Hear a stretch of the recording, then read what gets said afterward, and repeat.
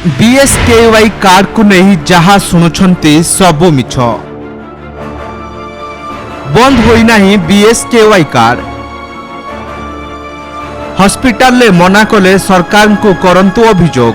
25 वर्षर सरकार भांगिला BSKY card भी गला। एबे आमे करिबु कोन? आमको किए साहाय्य करिवो?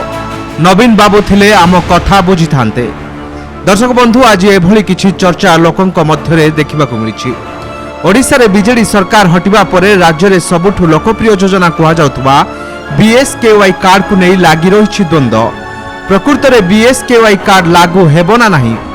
हॉस्पिटल गुड़िकरे बीएसकेवाई कार्ड काम करिबो ना नाही? एमिति किछि प्रश्न एबे लोकंक मनरे उंकी मारुछि।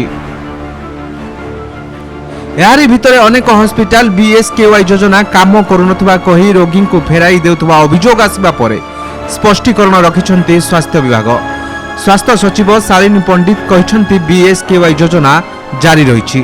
बीएसकेवाई को नहीं घरोई हॉस्पिटल सह राज्य सरकार करिथिबा एएमयू एबे भी चालू रहिछि।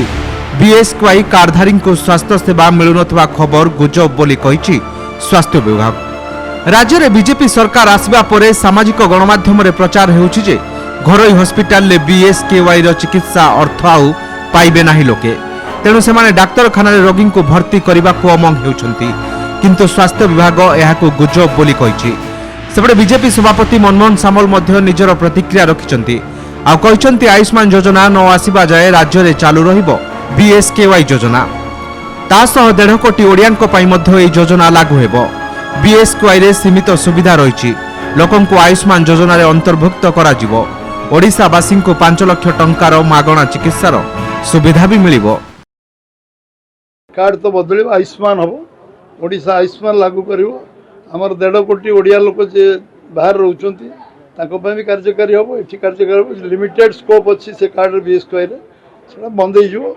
साधारण लोक 100% 5 लाख टंका समस्ते चिकित्सा पाइबे।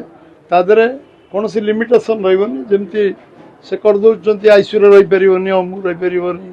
जो रोगीर सीरीयस ऑपरेशन अच्छी तापाई पैसा बांधी दौरान से साधारण हॉस्पिटल करूना गोटे पपुलिस्ट ये आम करवानी जिद्दी जो करते तार समाप्ति आलोचना कहीं करवा। आम सरकार जो दिन आस आयुष्मान योजना से दिन लागू। Bureau report Kalinga today live.